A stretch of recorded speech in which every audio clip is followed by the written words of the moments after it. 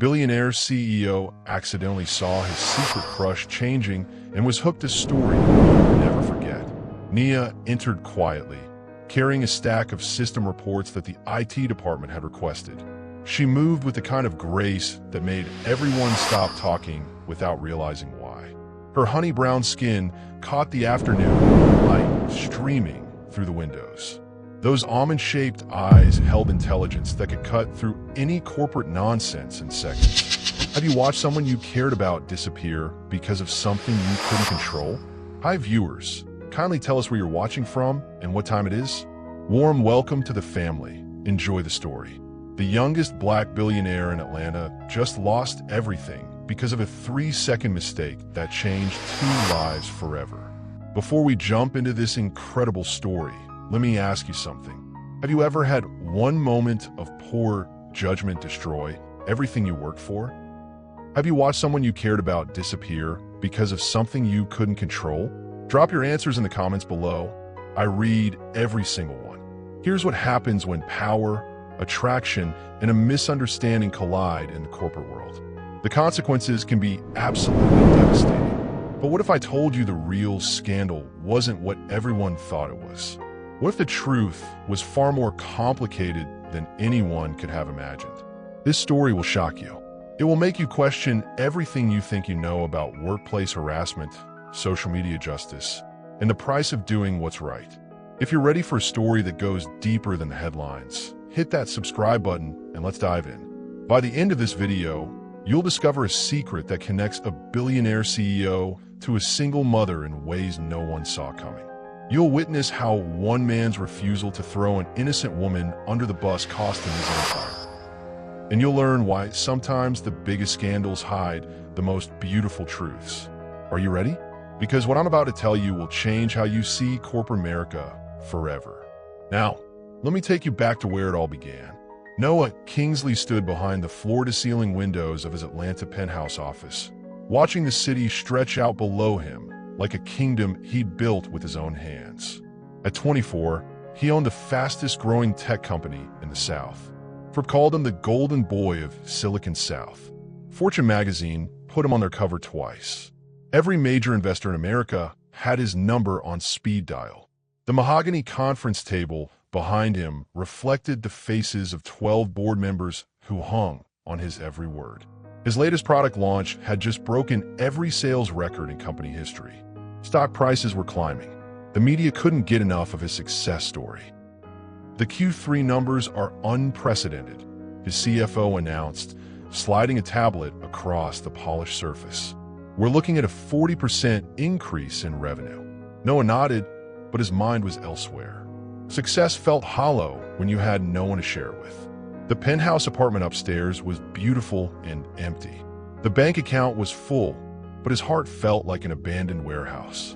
Then she walked into the boardroom. Nia entered quietly, carrying a stack of system reports that the IT department had requested. She moved with the kind of grace that made everyone stop talking without realizing why.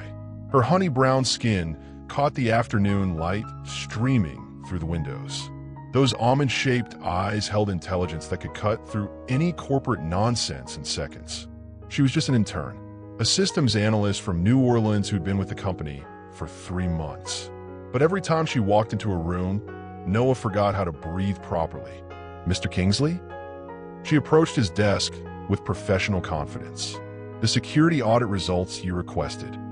Her voice was soft but strong, with just a hint of that Louisiana accent that made his chest tighten. He took the reports, their fingers brushing for half a second. That tiny contact sent electricity through his entire body. "Thank you, Nia." She nodded and turned to leave, but paused at the door. The encryption recommendations on page 7 could save the company millions in potential breaches. Then she was gone, leaving Noah staring at the empty doorway like a man who'd just seen a ghost. The board members exchanged glances. They'd never seen their fearless CEO look so completely rattled by a 30-second interaction. But Noah Kingsley didn't get rattled. He closed billion-dollar deals before breakfast. He'd built an empire from nothing. He commanded respect from men twice his age. So why did one quiet intern from New Orleans make him feel like a nervous teenager? Have you ever met someone who completely changed your world just by walking into it? Nia Williams had learned to make herself small in big rooms. It was a survival skill she mastered during her 22 years of life, especially the hard ones. She sat at her desk in the IT department, surrounded by coworkers who treated her like she was invisible. They didn't know she'd graduated top of her class from Tulane University. They didn't know she could code in 7 programming languages. They didn't know she'd been offered positions at Google and Microsoft. They saw a young black woman from New Orleans working as an intern, and that was all they needed to see. Nia, can you make copies of these reports? Jake, a programmer half her skill level, dropped a stack of papers on her desk without looking up from his computer. Actually, I'm working on the security audit analysis, she replied politely. The vulnerability assessment is due this afternoon. Jake finally looked at her, irritation flashing across his face. The copies are more urgent. She wanted to tell him that preventing a potential cyber attack was probably more important than his photocopying. Instead, she nodded and took the papers. Pick your battles, her mother always said. Some fights aren't worth having. But as she walked toward the copy machine, she caught sight of Noah Kingsley through his glass office door. He was on a conference call, gesturing animatedly as he spoke. Even from a distance, she could see the passion in his eyes, the way he commanded attention without demanding it. She'd been watching him for 3 months, though she'd never admitted to anyone. Not in a creepy way, just fascinated.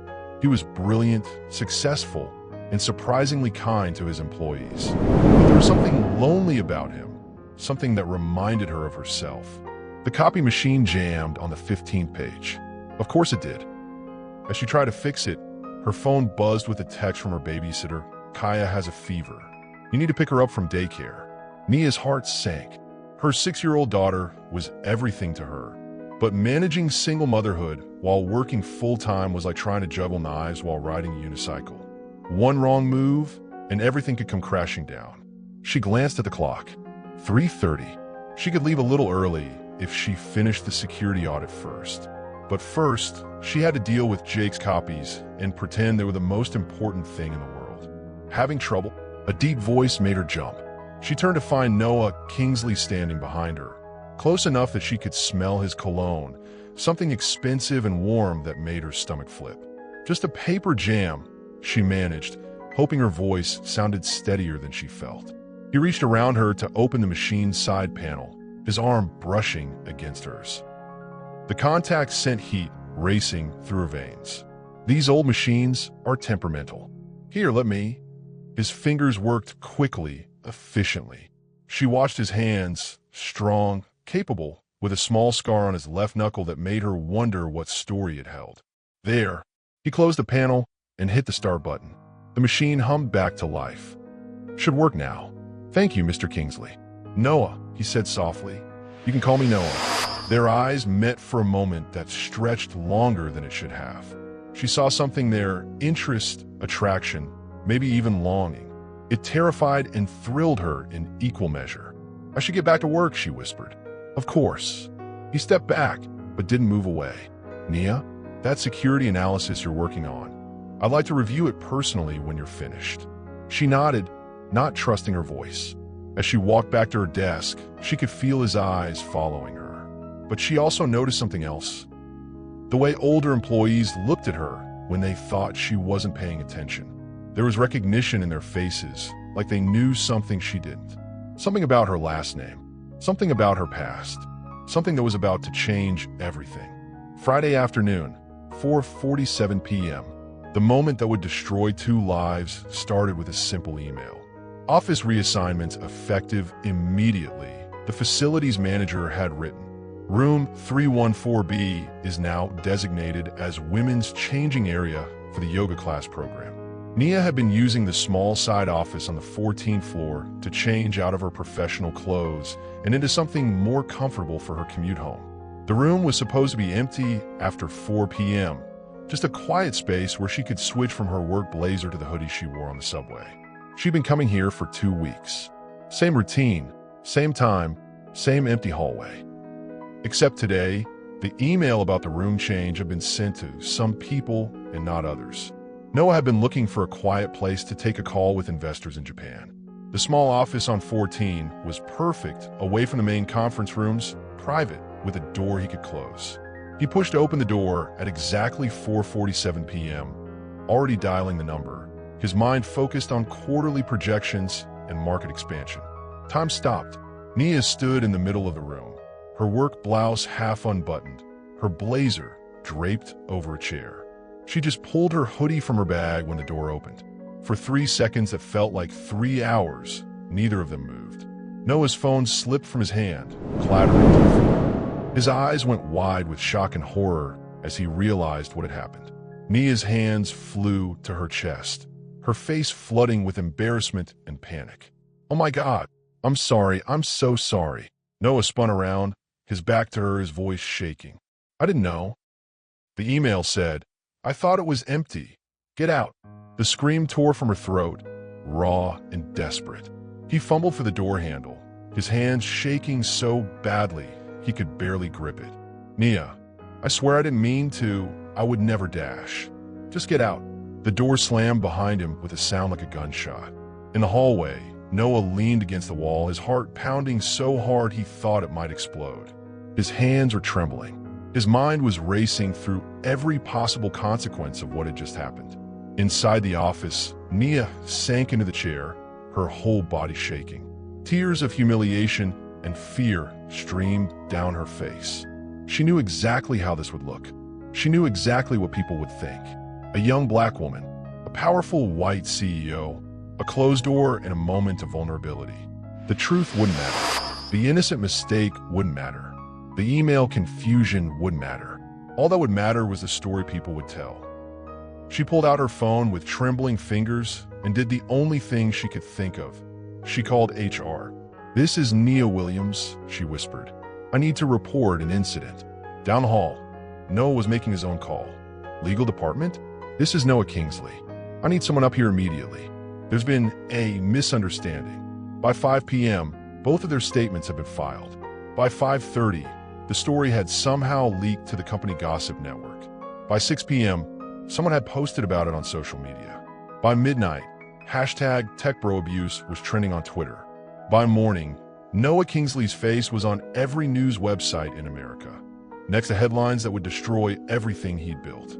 And Nia Williams, the quiet intern who just wanted to change her clothes and go home to her daughter, found herself at the center of a scandal that would change both their lives forever.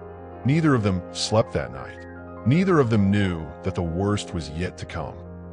What would you do if one innocent mistake threatened to destroy everything you'd worked for? Share your thoughts in the comments below. Saturday morning, 6:23 a.m. Noah's phone started buzzing like an angry wasp trapped in a jar. 17 missed calls from his publicist. 43 text messages from board members. His email inbox showed 847 unread messages and counting. But it was the Twitter notifications that made his blood run cold. #TechBroAbuse was the #1 trending topic in the United States. His company's stock had already dropped 12 points in pre-market trading. The story was spreading faster than wildfire in a drought. Young billionaire CEO accused of harassment by female intern. Read the headline from TechCrunch. The article had been shared 15,000 times in 6 hours. Another Silicon Valley predator exposed, proclaimed a viral tweet with 89,000 retweets.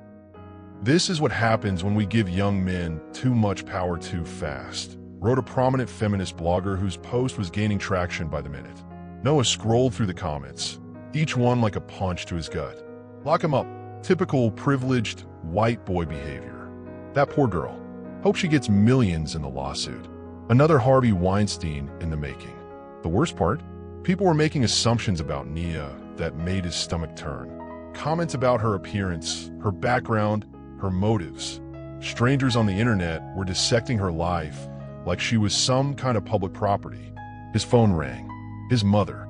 "Noah Alexander Kingsley, you better call me back right now and explain what's happening."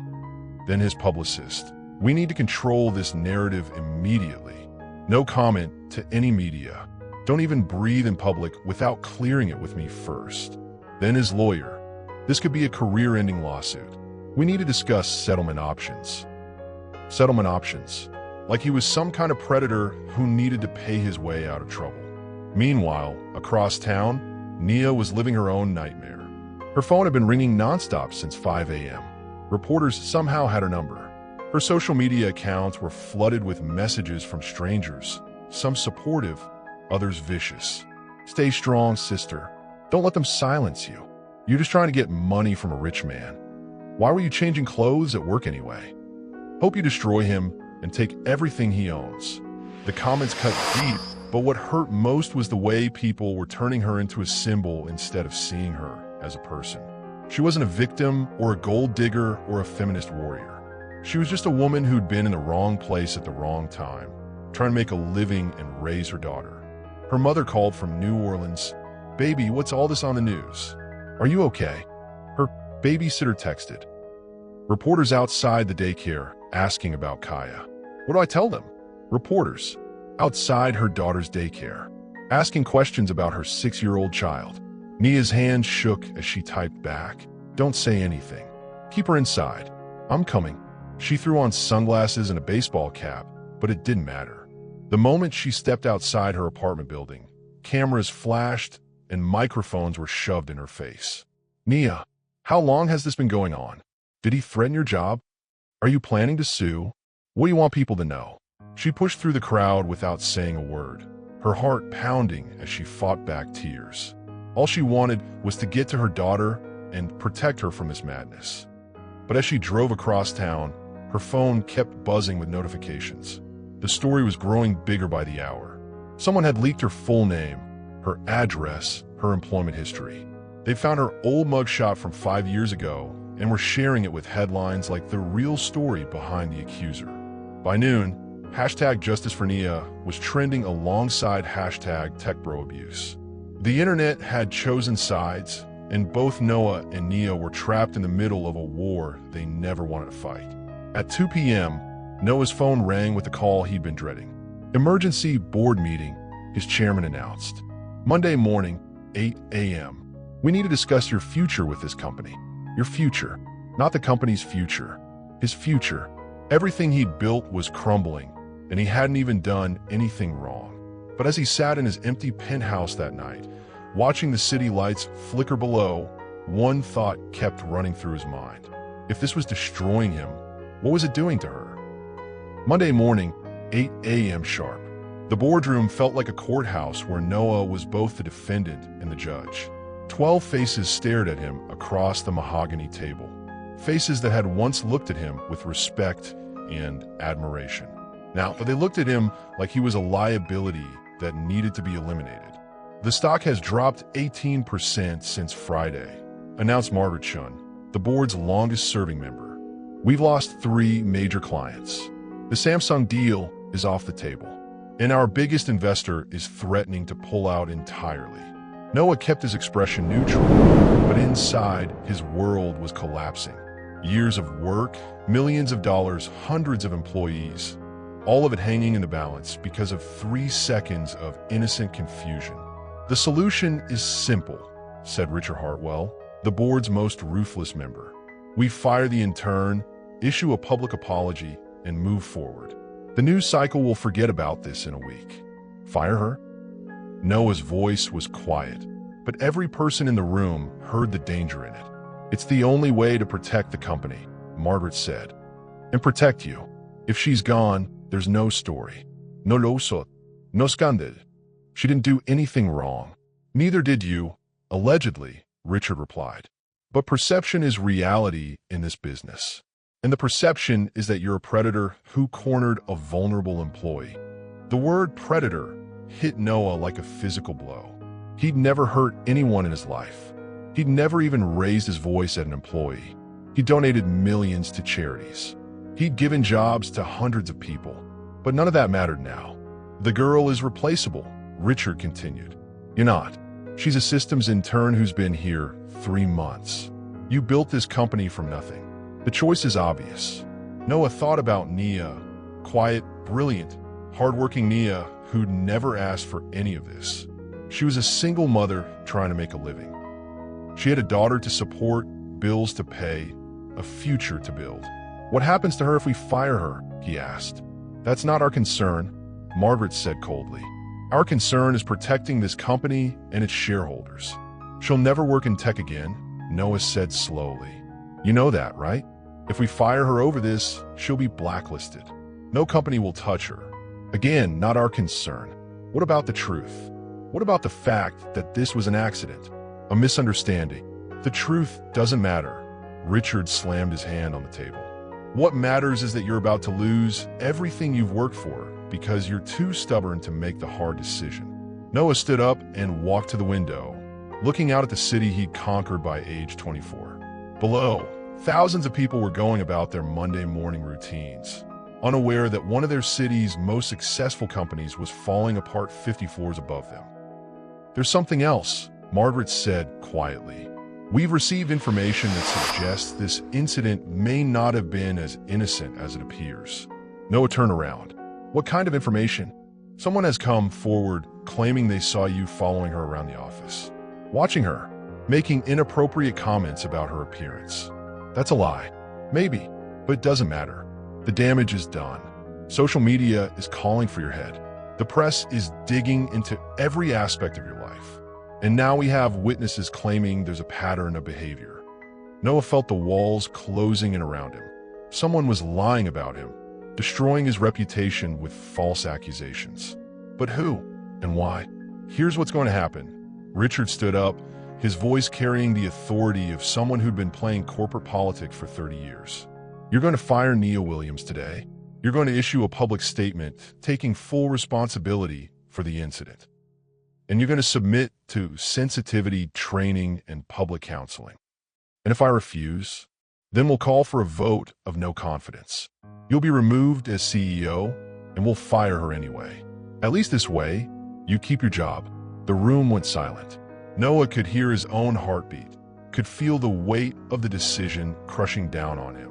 Fire an innocent woman to save his own career. Throw her under the bus to protect his reputation. Let her take the fall for something that wasn't her fault. It was the smart business decision, the logical choice, the move that would save his company and his future. But as he stood there, looking at the faces of people who were supposed to be his allies, Noah realized something that surprised him. He couldn't do it. He wouldn't do it. No, he said quietly. I am sorry. Margaret leaned forward. I said no. I won't fire her. I won't throw an innocent woman under the bus to save my own skin. The room erupted in angry voices, but Noah held up his hand. If you want to remove me as CEO, call your vote. But I will not destroy that woman's life to protect my own. He walked toward the door, then turned back one last time. And if any of you had daughters, you'd understand why. The door closed behind him with a finality that sounded like the end of everything he'd built. But for the first time in 3 days, Noah Kingsley felt like he could breathe again. What would you sacrifice to do what's right? Let me know in the comments below. The news hit the internet like a bomb at 3:47 p.m. Breaking: Billionaire CEO refuses to fire harassment accuser despite board pressure. Within minutes, Noah's decision had created a completely new controversy. Social media exploded with reactions that split down the middle. He's protecting her because he's guilty. Finally, a CEO with a backbone. This proves he has something to hide. Or maybe he actually has integrity. Noah sat in his office, watching his company's stock price drop in real time.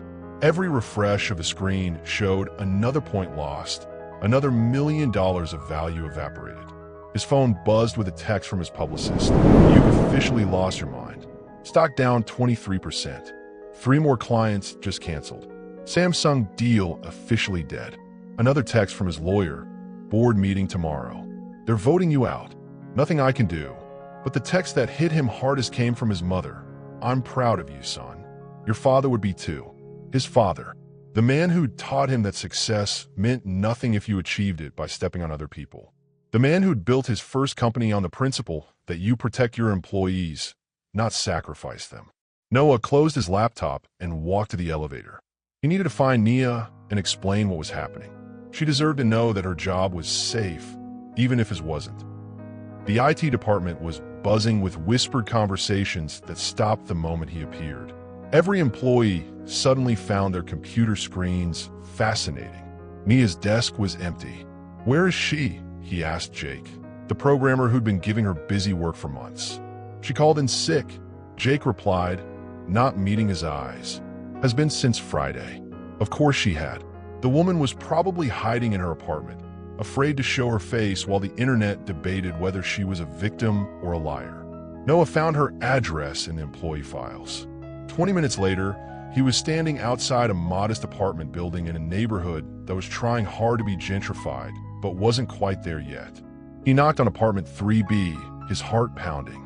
The door opened just a crack, revealing one brown eye and a security chain. "What are you doing here?" Nia's voice was barely a whisper. "I need to talk to you. Are you insane? If someone sees you here, I don't care. Please, just 5 minutes." She studied his face through the crack, then slowly undid the chain. The door opened to reveal a woman who looked like she hadn't slept in days. Her usually perfect hair was pulled back in a messy bun. Her eyes were red-rimmed and exhausted. "You shouldn't be here," she said, but stepped aside to let him in. The apartment was small but clean, filled with the kind of furniture that came from discount stores but was arranged with taste and care. Children's toys were scattered on the floor. A little girl's drawing hung on the refrigerator. "I wanted you to know," Noah said, standing awkwardly in the middle of the living room. "I refused to fire you. The board demanded it, but I said no." Nia stared at him. "You what?" "I told them I wouldn't throw you under the bus to save my own career. What happened was an accident. You don't deserve to be punished for it. Do you have any idea what you've done?" Her voice was rising. "Do you know what this means for both of us?" "It means I did the right thing." "The right thing?" She laughed, but there was no humor in it. "The right thing would have been to fire me quietly and let this whole mess disappear. Now you've made it worse. Now everyone thinks you're protecting me because we're having an affair, or because you're guilty, or because I have something on you. I don't care what people think." "Well, I do." The words exploded out of her. "I care because I have a daughter who's going to grow up with people Googling her mother's name and finding stories about workplace harassment. I care because I'll never get another job in tech. I care because you just turned a 3-second accident into a career-ending scandal for both of us." She was right. He made everything worse, but he couldn't bring himself to regret it. "I'm sorry," he said quietly. "I know I've made things complicated. But I couldn't live with myself if I let you take the fall for something that wasn't your fault." "You don't even know me," she whispered. "Why would you risk everything for a stranger?" The question hung in the air between them. Why had he done it? Why had he chosen her over his own career? "Because," he said slowly, "you're not a stranger. You're the woman who's been making me nervous for 3 months. You're the person who sees problems before anyone else does. You're the mother who works 2 jobs to support her daughter. He stopped, realizing he was about to say something that would make everything even more complicated. What?" she asked, her voice barely audible. "You're the only person in that building who looks at me and sees a person instead of paycheck." The silence stretched between them, heavy with words they couldn't say and feelings they couldn't acknowledge. "This is crazy," Nia finally said. "You're about to lose everything you've built. And for what?" "For me." "Maybe losing everything isn't the worst thing that could happen," Noah replied. "Maybe I needed to lose it all to figure out what actually matters." Before she could respond, his phone buzzed with a text that made his blood freeze. Anonymous tip: check Noah Kingsley's connection to Nia Williams. This goes deeper than anyone knows. A friend. Someone was watching them. Someone knew more than they were saying. And tomorrow, Noah would discover just how deep this conspiracy really went. Have you ever had someone risk everything to protect you? Share your thoughts below. Tuesday morning brought the vote that would end Noah's career, but it also brought something else. A manila envelope slipped under his office door with no return address. Inside were documents that made his hands shake as he read them. A death certificate for David Kingsley, dated 5 years ago. A prison intake form for Nia Williams, dated the same week. A birth certificate for Kyle Williams, with a father listed as Marcus Williams, deceased. And at the bottom, a handwritten note: "Your father was a good man. He saved my life." NW. Noah's mind raced as puzzle pieces clicked into place. 5 years ago, His father had died in a car accident. 5 years ago, Nia had been in prison. 5 years ago, her daughter had been born. But what was the connection? He called his father's old assistant, Maria, who'd worked for the family for 20 years. "Maria, I need to ask you about something Dad might have done right before he died. Did he ever mention helping a young woman named Nia Williams?" The silence on the other end lasted so long he thought the call had dropped. "Maria, your father made me promise never to tell anyone," she said finally. "But I suppose, with everything that's happening, tell me." There was a girl, young, pregnant, in trouble with the law. She'd been arrested for stealing baby formula and medicine. Your father heard about the case through his lawyer friend. He said no mother should go to prison for trying to feed her child. Noah's chest tightened. What did he do? He paid for the best lawyer money could buy. Got her sentence reduced to 6 months. Made sure she had medical care while she was inside. When she got out, he helped her get into computer programming classes. Paid for her education, her apartment, everything. Why didn't he tell me? Because he knew you'd want to help too, and he was afraid it would look like what it looks like now.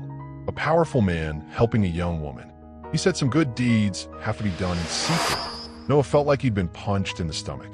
His father had saved Nia's life, had given her a second chance, had made it possible for her to become the brilliant woman she was today.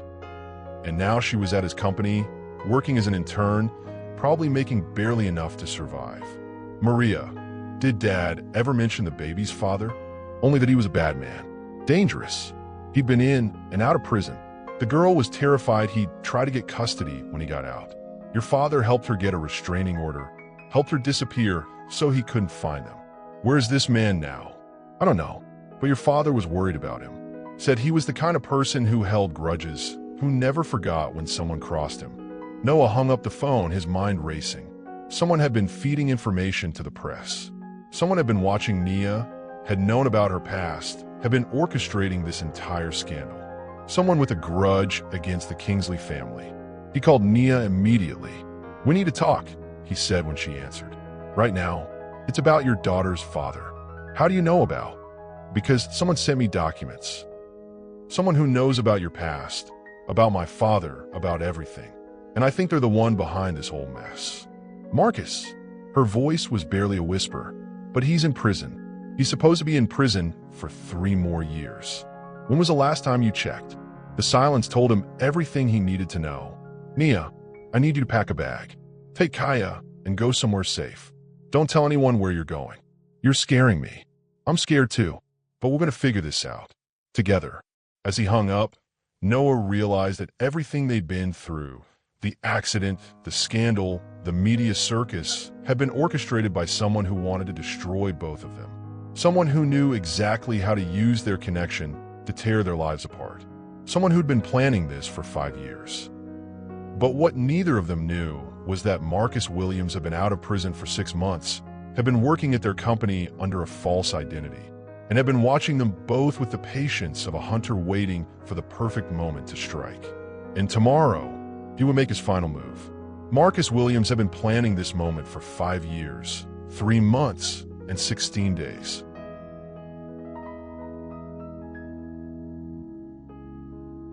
He'd counted every single day he'd spent in prison, thinking about the man who'd stolen his woman and his child. David Kingsley had paid for lawyers, had helped Nia disappear, had made it impossible for him to find his own daughter. Now David was dead, but his son was alive. And Marcus had found the perfect way to destroy everything the Kingsley family had built. It had taken him 6 months to create the false identity that got him hired at Kingsley Tech's 6 months of working in the mailroom, watching, listening, learning everyone's routines. 6 months of slowly feeding information to gossip blogs and social media accounts. He'd been the one to leak the story about the office incident. He'd been the one to provide quotes from anonymous witnesses who claimed they'd seen Noah following Nia around. He'd been the one to make sure the story spread like wildfire across every platform. And now, as he sat in his car outside Nia's apartment building, he was ready for the final act. His phone buzzed with a text from his contact at the tabloid. "Need more dirt on Kingsley. Audience is eating this up. What else you got?" Marcus smiled as he typed back. How about proof that the CEO and the intern were having an affair, complete with photos and text messages? Of course, the photos would be fake. The text messages would be fabricated. But by the time anyone figured that out, both Noah and Nia would be completely destroyed. He'd already created the fake evidence. Pictures of Noah and Nia that looked intimate but were actually innocent moments taken from security cameras and manipulated. Text message screenshots that showed passionate conversations that had never happened. The internet would believe it. The media would run with it. And by tomorrow, Noah Kingsley would lose everything his father had built. But Marcus wanted more than just Noah's career. He wanted his daughter. He watched through binoculars as Nia rushed out of her apartment building, carrying a suitcase and holding the hand of a little girl who looked exactly like him. Kaya, his daughter, the child he'd never been allowed to see. She was 6 years old now, with his dark hair and his brown eyes. She was beautiful, and she was his. Marcus started his car and followed them at a distance as they drove across town. He'd been tracking Nia's movements for months, knew her routines, knew where she went when she was scared. She was heading to her mother's house in the suburbs, the old woman who'd helped her disappear all those years ago. Perfect. He knew exactly where to find them. But first, he had one more piece of business to take care of. He pulled out his phone and called the number he'd memorized. Channel 7 News? This is your source on the Kingsley story. I've got something that's going to blow your mind. Meet me at the usual place in 1 hour and bring your cameras. Meanwhile, Noah was in his office, frantically trying to piece together the truth. He called a private investigator, had pulled Marcus Williams' prison records, had discovered that the man had been released 6 months ago. 6 months, right around the time strange things had started happening at the company. Missing files, leaked information, security breaches that their IT department couldn't explain. Mr. Kingsley? His assistant's voice came through the intercom. There's a man here to see you. Says his name is Marcus Williams and that it's about Nia. Noah's blood turned to ice. Don't let him up. Call security. Sir, he says he has information about your father's death. He says it wasn't an accident. The words hit Noah like a physical blow. His father's death had been ruled accidental. A late-night car crash on a rainy road. But what if it wasn't? What if Marcus Williams had been planning this revenge for longer than anyone knew? Send him up, Noah said quietly. But have security standing by. 5 minutes later, Marcus Williams walked into Noah's office like he owned the place. He was tall, muscular, with cold eyes and a smile that didn't reach them. Noah Kingsley, he said, settling into the chair across from Noah's desk. We finally meet. What do you want?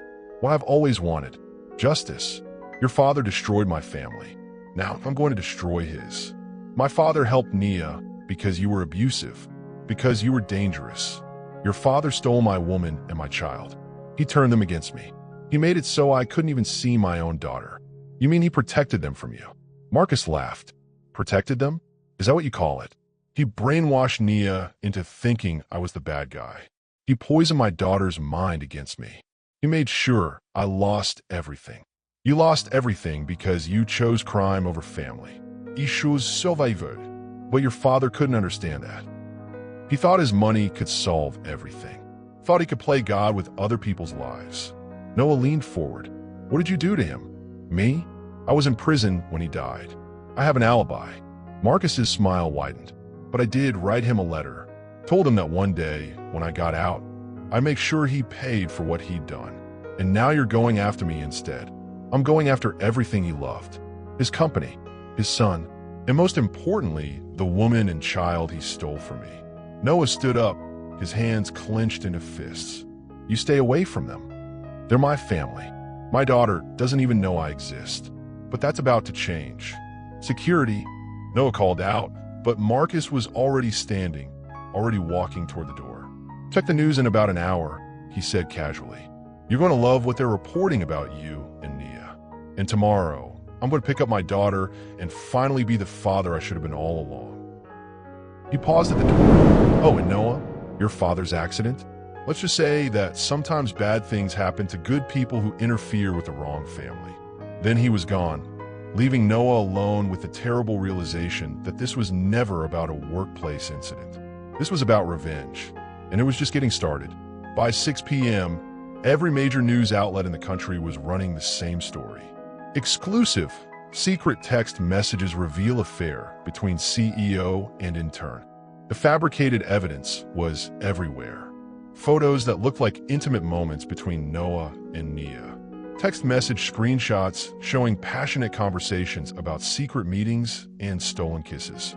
Bank records that appeared to show Noah paying for Nia's apartment and her daughter's private school. All of it fake. All of it perfectly crafted to destroy both of their lives. Noah sat in his office, watching his world collapse in real time. His phone had been ringing nonstop for an hour. Reporters, lawyers, board members, investors, everyone wanted answers he couldn't give. The stock price had crashed. The company was hemorrhaging clients. His personal reputation was in ruins.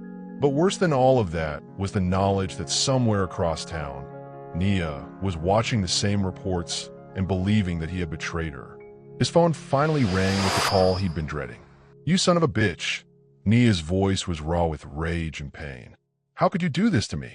Nia, listen to me. None of it's real. The photos, the texts, the bank records, Marcus faked all of it."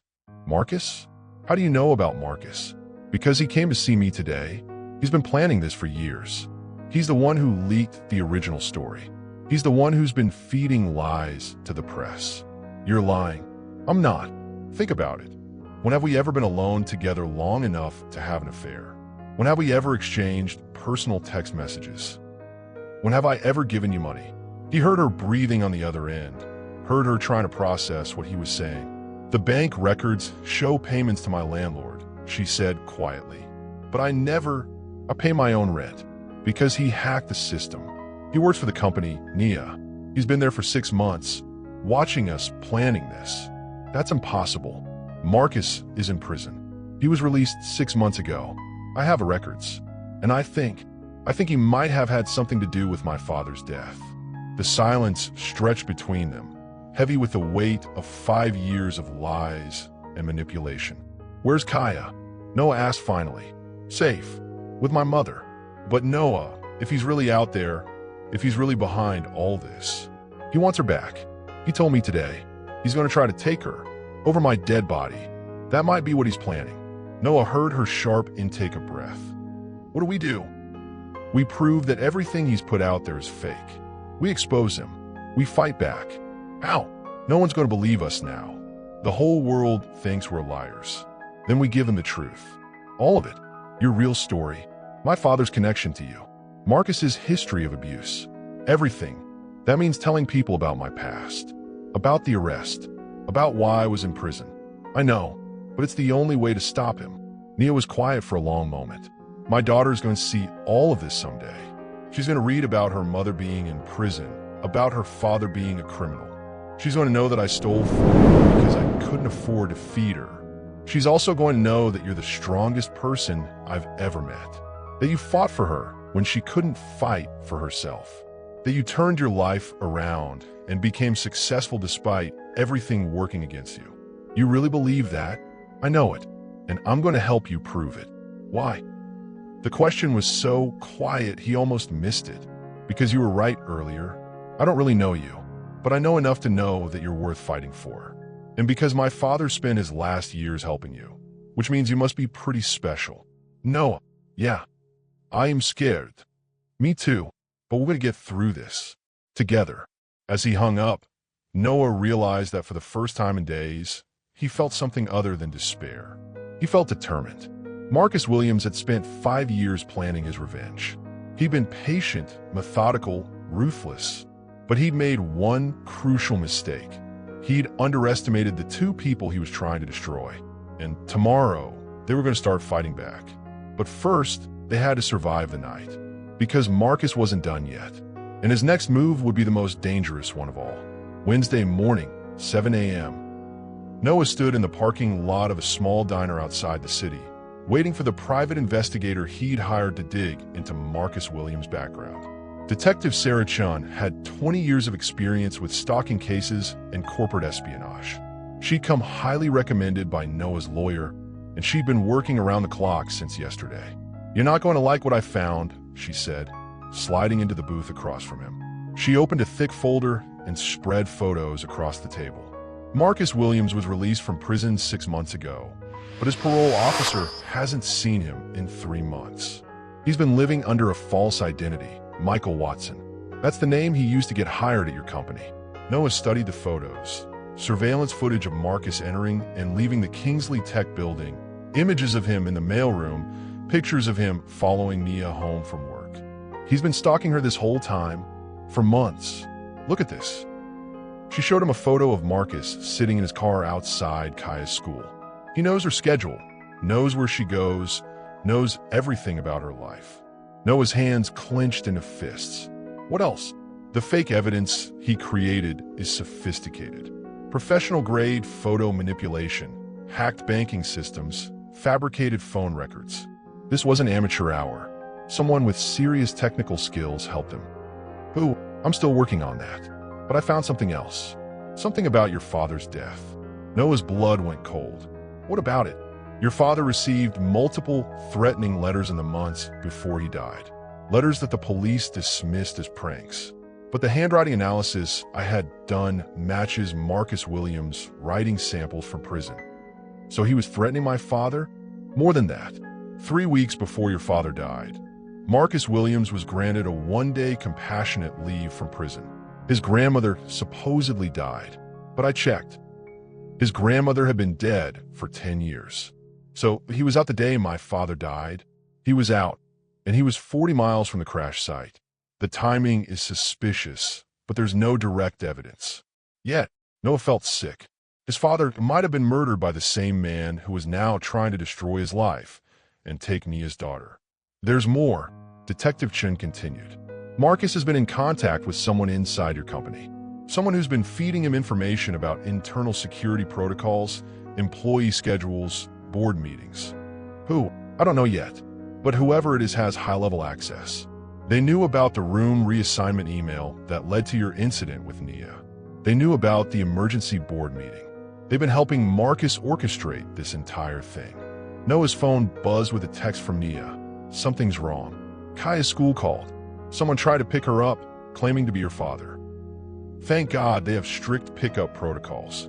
He's making his move, Noah said, showing the text to Detective Chun. We need to get to them. Now, as they drove toward Nia's mother's house, Noah's mind raced through possibilities. Marcus had been planning this for years. He'd infiltrated the company, destroyed their reputations, and now he was going after the thing that mattered most to Nia, her daughter. There's something else you need to know, Detective Chun said as they pulled into the suburban neighborhood. Marcus Williams isn't working alone. The person helping him inside your company, they're not just providing information. They're being paid. A lot of money. Paid by who? That's what we need to find out. But whoever is behind this has deep pockets and a serious grudge against your family. They pulled up to a modest house with a well-maintained garden and a small swing set in the backyard. But something was wrong. The front door was standing open, and Nia's car was nowhere to be seen. Noah's phone rang. Unknown number. Hello, Noah. Marcus's voice was calm, almost friendly. I have something that belongs to me. If you want to see Nia and Kaya again, you'll meet me at the old Kingsley warehouse on Industrial Boulevard. 1 hour. Come alone. If you hurt them, I'm not going to hurt my own daughter. But I can't say the same for Nia if you don't cooperate. The line went dead. Detective Chun was already on a radio, calling for backup. But Noah knew they didn't have time to wait for official help. Marcus had been planning this for 5 years. He'd thought of everything, anticipated every move. But he'd made one mistake. He'd underestimated how far Noah would go to protect the people he cared about. And now, in an abandoned warehouse where his father had once built his first company, Noah was about to discover the truth about who was really behind the conspiracy that had destroyed his life. The truth that would change everything. What does it mean to truly see someone? Not just their job or their role, but who they really are underneath. Share your thoughts below. 3 weeks after Noah lost his CEO position, Nia's world exploded for the second time. She was sitting in her small apartment, feeding 6-year-old Kaya breakfast before school, when her phone rang. The caller ID showed a number she'd hoped never to see again. Hello, Marcus, she answered, her voice flat. Well, Look who's famous now. Marcus Washington's voice dripped with satisfaction. Saw you all over the news, baby. You and your rich white boyfriend. He's not my boyfriend. And what do you want? What I've always wanted. My daughter. The words hit Nia like ice water in her veins. Marcus was Kaya's biological father, but he'd never been a dad. He'd disappeared when Nia was pregnant, only showing up when he needed money or wanted to cause trouble. Kaya, go brush your teeth for school, Nia said quietly, waiting until her daughter was out of earshot. Marcus, we've been through this. The court gave me full custody. That was before you became a public figure, he said, his voice turning cold. Before you started making headlines for sleeping with your boss. I never slept with anyone. Doesn't matter what really happened. Matters what it looks like. And what it looks like is that you're an unstable woman who can't keep her legs closed around authority figures. Nia's hands started shaking. You're disgusting. I'm realistic. See, I've been talking to some lawyers. Turns out when a mother is involved in sexual harassment scandals, gets her name in the papers, becomes a public controversy. Well, that's what they call changed circumstances. Perfect grounds for a custody review. You can't do this. Already did. Court papers are being delivered today. Hope you got yourself a good lawyer with all that hush money your boyfriend probably gave you. The line went dead. Nia sat in her kitchen, staring at her phone like it was a loaded weapon. Outside, she could hear Kaya singing to herself in the bathroom, completely unaware that her world was about to be torn apart. An hour later, while Kaya was at school, the process server knocked on her door. The custody petition was thick, official, and terrifying. Marcus was claiming she was an unfit mother based on moral turpitude and inappropriate workplace behavior. But that wasn't the worst part. The worst part was the evidence packet attached to the petition. Photos of her and Noah from that day in the boardroom. Security footage from the hallway outside the office. And most damaging of all, a recording of a phone conversation. Her own voice, talking to her mother 3 days after the incident. I know how it looked, Mama. I know what people are thinking, but I swear nothing happened. He just walked in by accident. The recording had been edited to make it sound like she was covering up an affair. Somehow, Marcus had gotten hold of a private conversation between her and her mother, twisted it, and was using it to destroy her. Her phone rang again. This time, it was her lawyer. Nia, we need to talk. The custody petition is aggressive. Marcus has some serious backing. Professional legal team, private investigators, the whole 9 yards. I don't understand. He's broke. He can barely afford his rent. Someone's paying for all this. Someone with deep pockets who wants to hurt you. Nia felt sick. What are my chances? Honestly, not good. The media attention, the scandal, the edited recording. It all paints a picture of instability. Add in your criminal record from 5 years ago. That was expunged. I was protecting myself. Doesn't matter. In a custody battle, everything comes out. And Marcus's team is painting you as a convicted felon who seduces her bosses and exposes her child to media chaos. So what do? You have 2 choices. Fight it and risk losing everything in a public trial that will destroy what's left of your reputation. Or what? Where you disappear. Take Kaya and go somewhere he can't find you. It's not legal, but it might be the only way to protect her. That night, Nia sat on her daughter's bed, watching Kaya sleep. The little girl's face was peaceful, innocent, completely unaware of the storm raging around her. AIA had her father's eyes, not Marcus, but the man who'd really been a father to her. The man who'd taught her to read, who'd held her when she cried, who'd died when she was 3 years old. Noah's father. The secret Nia had kept for 6 years was about to destroy everything. But if staying meant losing Kaya to Marcus's lies and manipulation, then she had no choice. She pulled out a piece of paper and started writing. Noah, by the time you read this, Kaya and I will be gone. I can't fight Marcus and his lawyers. I can't put my daughter through a custody battle based on lies. You try to protect me, and I'll never forget that. But some battles can't be won, only survived. Don't look for us. It's better this way. Nia. She sealed the note in an envelope along with a document she'd kept hidden for 6 years. A birth certificate that would explain everything.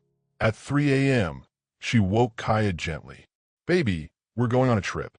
"Where, Mama?" "Somewhere safe. Just you and me." As they drove through the empty streets of Atlanta, Nia's phone buzzed with a text from Noah.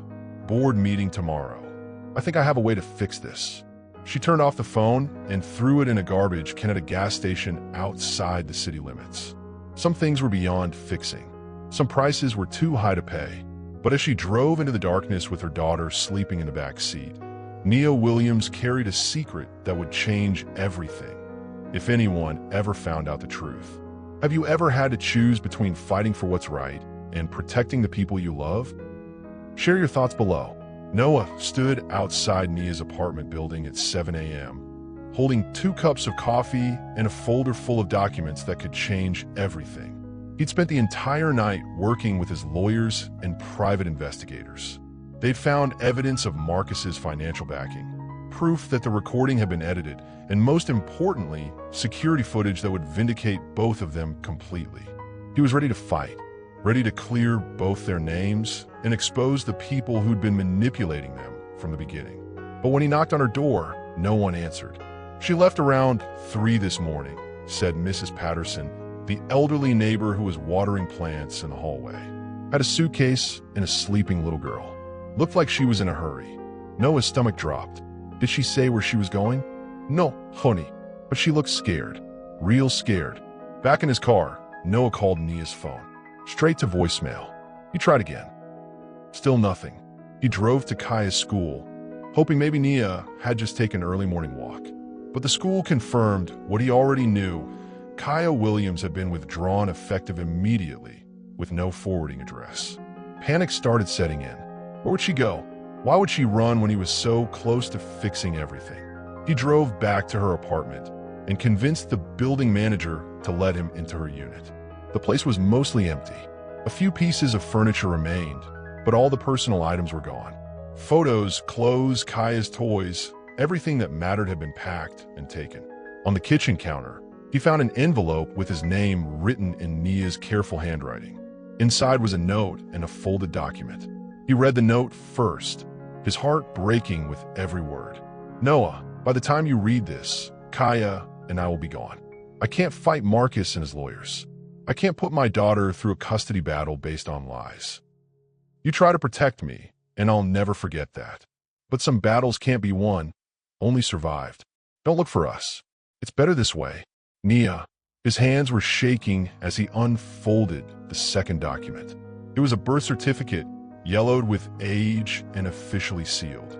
Child's name, Kaya Marie Williams. Date of birth, March 15th, 2018. Mother, Nia Catherine Williams. Father, redacted. But there was something else. A sticky note attached to the back, written in different handwriting. Older, shakier. His father's handwriting. "Noah, if something happens to me, make sure they're taken care of. The little girl is your sister. I should have told you years ago. Love, Dad." The document slipped from Noah's fingers and fluttered to the floor. Kaya wasn't just any child. She was his half-sister, his father, the man he'd idolized, the man who'd taught him everything about business and life, had had an affair. And that affair had produced a daughter who was now missing. Noah sank into one of the remaining chairs, his mind racing. Suddenly, everything made sense. Why his father had insisted on hiring Nia. Why he'd made those mysterious payments to a New Orleans address. Why he'd been so secretive about his charity work in the months before he died. He'd been supporting his daughter and the woman he'd loved. And now Noah understood why Nia had looked so familiar, why she'd seemed to belong in his world from the moment she'd walked into his office. She wasn't just an employee or a crush or a scandal. She was family. His phone rang. "Marcus Washington, looking for your girlfriend?" Marcus's voice was full of smug satisfaction. "Where is she?" "Gone, and she's not coming back. See, I made her an offer she couldn't refuse. Disappear forever or lose her daughter in court. Smart girl chose option 1. You bastard. Hey, I'm just a father trying to get custody of his kid. Can't help it if the mother decided to run instead of fight. She's not running from you. She's running from me." "What?" Noah's voice was deadly quiet. She's running because she thinks I don't know the truth. But I do now. And you just made the biggest mistake of your life. What are you talking about? I'm talking about the fact that you just threatened to take my sister away from the only mother she's ever known. I'm talking about the fact that you've been getting paid to destroy my family. And I'm talking about the fact that I'm about to use every resource I have to hunt you down and make you pay. The line went quiet. That's right, Marcus. I know about Kaya. I know about my father. I know about everything. And now I'm going to find them. And when I do, you're going to wish you'd never been born. Noah hung up and immediately called his head of security. I need you to find someone. A woman named Nia Williams and her 6-year-old daughter. I don't care what it costs. I don't care how long it takes. Find them. Any idea where they might have gone? Noah thought about what he knew of Nia. She was smart, careful, and protective. She'd go somewhere she felt safe. Somewhere with people who would help her. Start with New Orleans. Check with family members, childhood friends, anyone who might take them in. Consider it done. As Noah left the empty apartment, he clutched the birth certificate in his hand. Somewhere out there, his sister was sleeping in a strange place, probably scared and confused about why they had to leave home so suddenly. Somewhere out there, the woman he'd fallen in love with was running from him because she thought he couldn't handle the truth. But they were wrong about him. They were wrong about what he was capable of. He'd lost his company, his reputation, and his future. But he'd be damned if he was going to lose his family too. The hunt was on. New Orleans. 3 days after Nia disappeared. Noah's private investigator found them in a shotgun house in the Treme neighborhood, staying with Nia's elderly aunt who'd raised her after her parents died. Noah sat in his rental car across the street, watching the house. Through the front window, he could see Kaya playing with a doll on the living room floor. She looked so much like their father, the same dark eyes, the same stubborn chin. His sister. The words still felt strange in his mind. Nia appeared in the doorway, holding a cup of coffee and looking exhausted. Even from a distance, Noah could see the toll the last few weeks had taken on her. She'd lost weight, and there were dark circles under her eyes. She was beautiful and broken, and he'd never wanted to protect someone more in his life. His phone rang. His investigator. "There's something else you need to know," the man said, "about Marcus Washington's legal funding." "What about it?" "It's coming from your own company, specifically from Richard Hartwell." Noah's blood ran cold. "What?" "Hartwell's been paying Marcus's legal bills, funding the custody battle, even paying for the private investigators who dug up dirt on Nia. He's been orchestrating this whole thing." "But why?" "Best I can figure, he wanted you gone as CEO.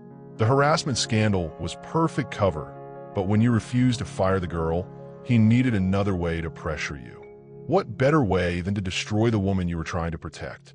Noah felt rage building in his chest like a physical fire. Richard Hartwell, the man who'd sat in that boardroom and demanded Nia be fired. The man who'd called her replaceable. The man who'd known exactly which buttons to push to make Noah's life fall apart. "There's more," the investigator continued. "Hartwell's been planning a hostile takeover for months. He needed you out of the way, and he needed it to look like your own fault.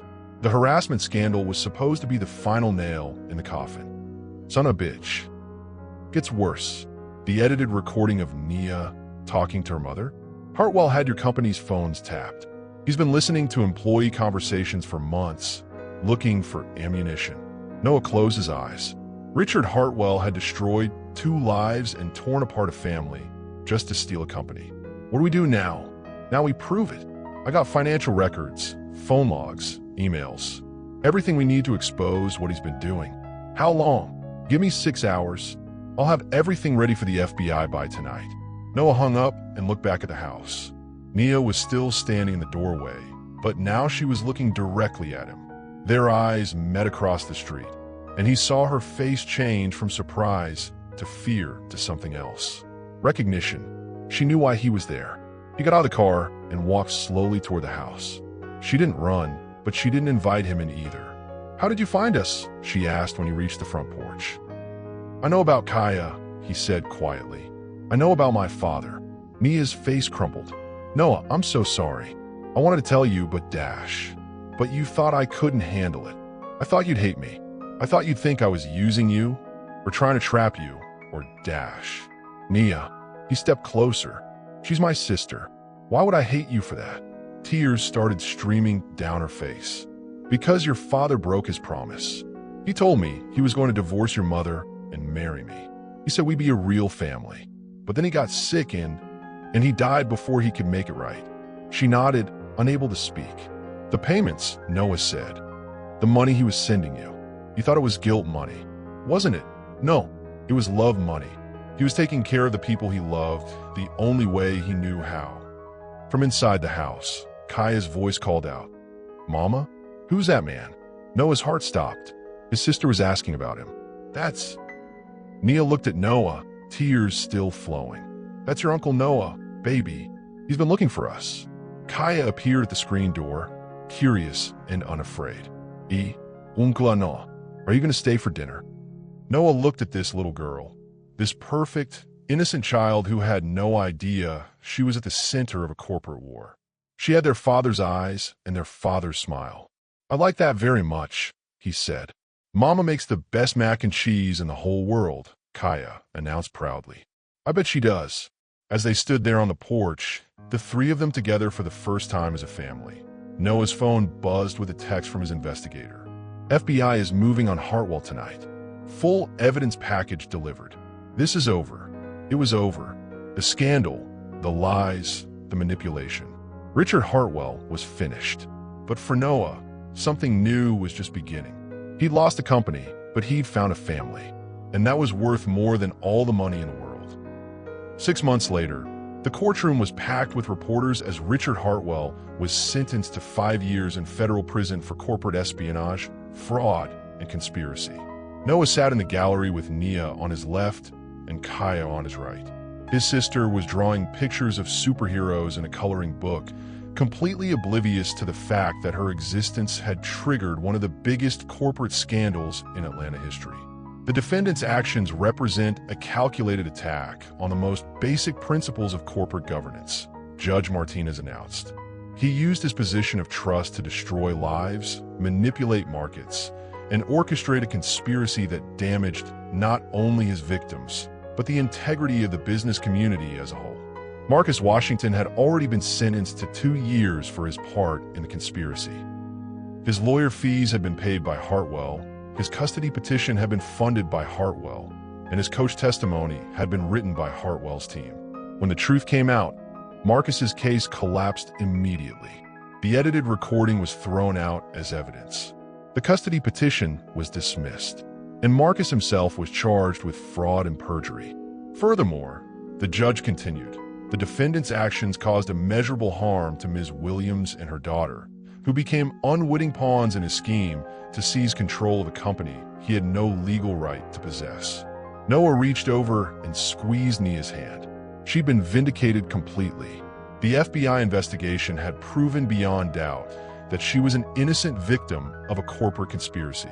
More importantly, the investigation had revealed the truth about that day in the office. Security footage showed Noah receiving a phone call about the room change at 4:45 p.m., 2 minutes before he opened the door. The email about the women's changing area had been deliberately sent to select employees, creating the accident that started everything. Even the harassment had been orchestrated. Hartwell had planted false witnesses, manufactured evidence, and paid people to lie about Noah's behavior. The court finds that Mr. Hartwell's actions were not merely criminal, but profoundly cruel, Judge Martinez said. He exploited racial and gender tensions, manipulated public opinion, and destroyed reputations for personal gain. After the sentencing, Noah walked out of the courthouse with his arm around Nia's shoulders and Kaya holding his hand.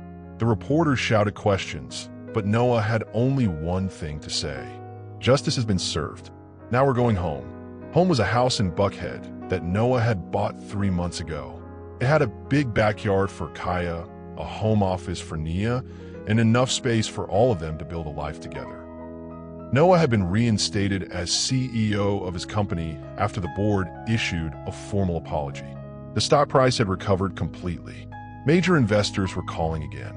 But none of that mattered as much as the sound of Kaya's laughter echoing through the halls of their new home. "Uncle Noah," Kaya called from the kitchen. Mama says you're going to teach me about computers. That's right, little sister. You're going to learn everything. Nia appeared in the doorway, wearing the smile that had made Noah fall in love with her in the first place. But now there was something else in her eyes. Peace, security, happiness. She's got your father's mind, Nia said. She's going to be smarter than both of us. She already is. That night, after Kaya had gone to bed, Noah and Nia sat on the back porch swing, watching the stars come out over Atlanta. Do you think he would have been proud? Nia asked. Your father, I mean, of how this all worked out. I think he would have been proud of you, Noah said. You protected his daughter when nobody else would. You sacrificed everything to keep her safe. I was so scared. I thought I was going to lose her. You'll never lose her. She's got the two people who love her most in the world right here. Nia leaned against his shoulder. I used to think love was supposed to be complicated. All that drama and passion and heartbreak. And now I think love is supposed to be simple. Like this. Like family. Noah kissed the top of her head. Simple as good. Inside the house, Kaya was sleeping peacefully in her new bedroom, surrounded by toys and books and all the security that comes from being truly loved. She would grow up knowing that her big brother would always protect her, that her mother would always fight for her, and that family isn't just about blood. It's about the people who choose to love you no matter what. The scandal that had threatened to destroy them had instead brought them together. The conspiracy designed to tear them apart had made them stronger. And in the end, that's what real love does. It survives the storm and builds something beautiful from the wreckage. 1 year later, Noah stood at the altar of a small church in New Orleans, watching the most beautiful woman in the world walk down the aisle toward him. Nia wore a simple white dress that made her look like an angel. Her aunt walked beside her, dabbing at her eyes with a tissue.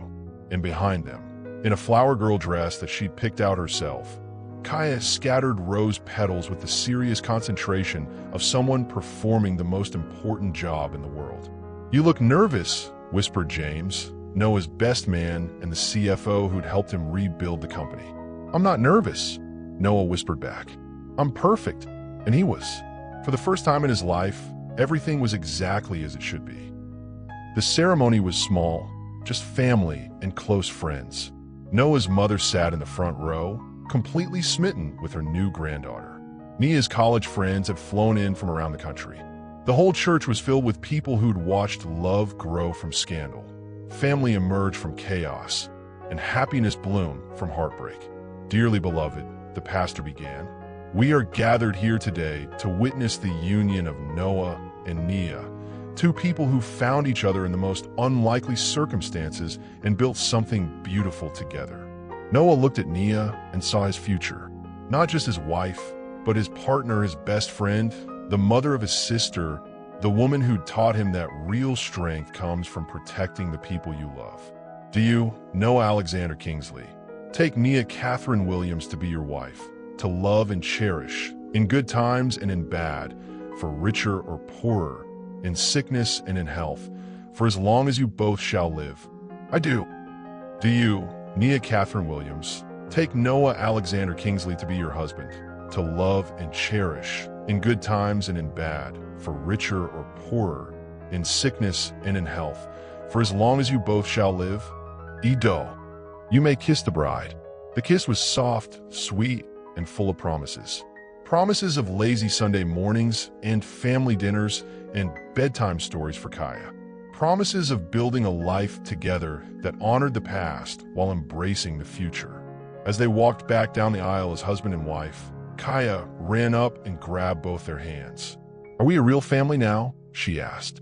We've always been a real family, Noah said. Now we just have the paperwork to prove it. The reception was held at Aunt Ruby's house, the same shotgun house where Noah had found them a year ago. The backyard was decorated with fairy lights and filled with the sound of laughter, music, and celebration.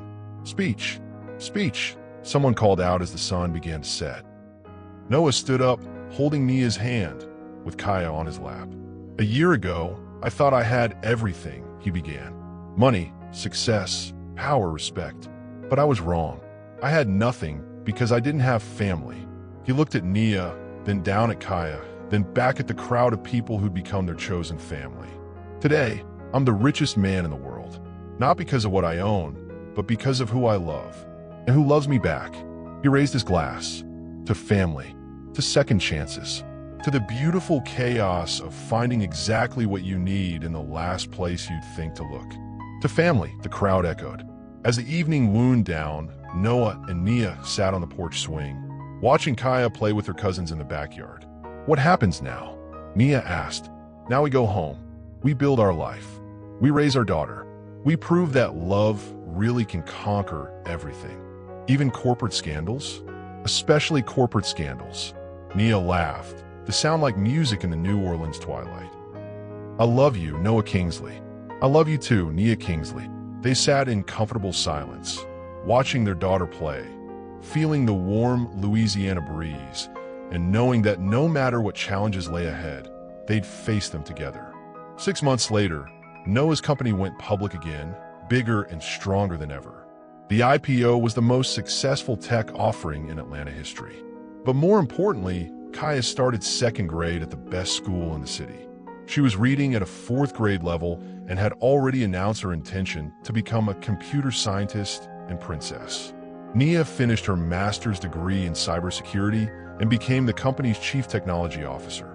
She was the youngest CTO in the company's history and the first black woman to hold the position. And Noah? Noah learned that the best businesses are built like the best families, with love, trust, and the unwavering belief that together, you can overcome anything. The scandal that was supposed to destroy them had instead given them everything they'd ever wanted. Sometimes the worst thing that happens to you turns out to be the best thing that ever happened to you. Sometimes love really does win. What do you think of this story? Have you ever had a moment that seemed like the end of the world, but turned out to be a new beginning? Share your thoughts in the comments below, and don't forget to subscribe for more incredible stories about love, family, and the power of doing what's right. Next week, we'll be back with another story that will blow your mind. Until then, remember, sometimes the people who seem the most different from you are exactly the family you've been looking for. Thanks for watching, and we'll see you next time.